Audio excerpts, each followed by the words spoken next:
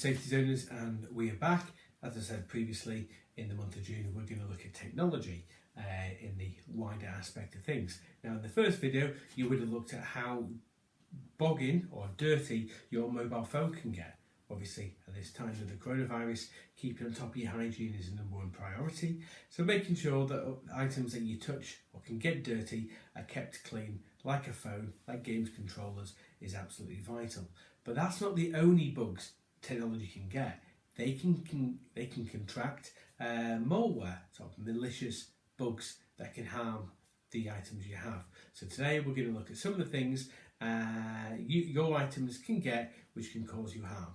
Let's go from there. So we're going to look at the common types of illnesses that your devices can get. These are normally known as sort of malware, sort of like say malicious software, which can cause harm via your device. So the first thing you can get is viruses. Okay, I'll just put that out of shot.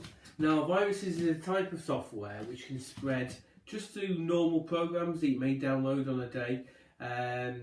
Once your device has got a virus, it can spread really quickly, much like the cold and flu. It might slow down your device, it might stop certain applications that you've got, stop working, and may even remove some documents off your computer. So it can be really annoying. So it's important that you make sure that your devices are kept clean and that doesn't happen. Okay.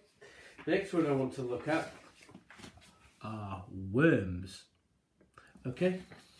Now worms can spread from device to device, but like a virus, they don't need to attach themselves to the other programs. Worms can copy themselves hundreds of times over, and they can very quickly harm your device and other devices around that. Now, a worm might actually copy itself onto your email account and go through your contact list and send itself out to all your friends and family on that. So it's very important that you've not only got responsibility to keep on top of your security for the good of your devices, but making sure you keep on top of the security for the sake of other people's. Okay? Now the next one is we've got a Trojan or a Trojan horse. Now I didn't draw a Trojan. Now you're probably wondering what one of them is. Now obviously something that happened back in the day, which I'll spare you the details of, but a Trojan horse pretends to be something like a nice box, but when you open it, what appears to be a safe program can actually attack the defences of the device that you have in question. Now, like I said before, Trojans are named after the story of the Trojan horse, and it said that many years ago, a Greek army they got this massive wooden horse and they wheeled it to the gates of a city of Troy. And what they did is the people of Troy thought, oh right, great, this is a gift. We're going to all come out, put down the drawbridge, we'll go out and party and we'll see what's in this gift. But inside it, the horse was full of Greek soldiers that were waiting.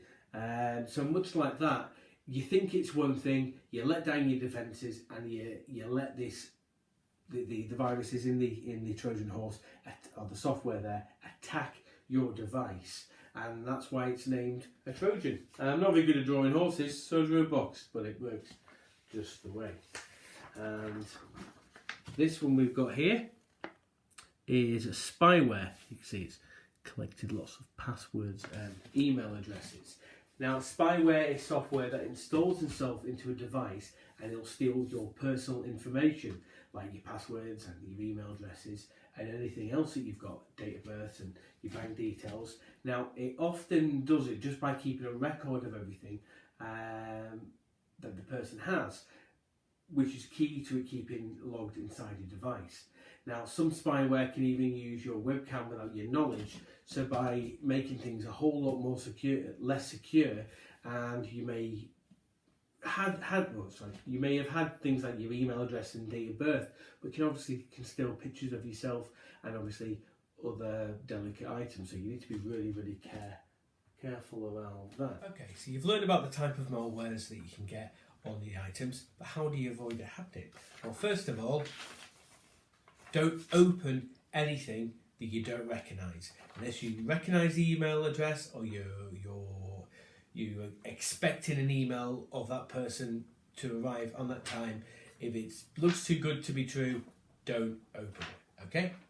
Now, secondly, okay, what you want to do is source out some antivirus software which will take care of these bad boys, but also continuously scan your devices in case they do, occur. We all get ill from time to time. We might take some medicine or take measures to actually reduce that, and that'll go away. Quite similar to actually how things are happening at the moment, obviously with the coronavirus and all that jazz. It can happen. It can happen to be honest people, but obviously if you protect your PC, it can avoid it from spreading to other people, keep the R rate down, people, and can stop your items and devices getting corrupted in the future.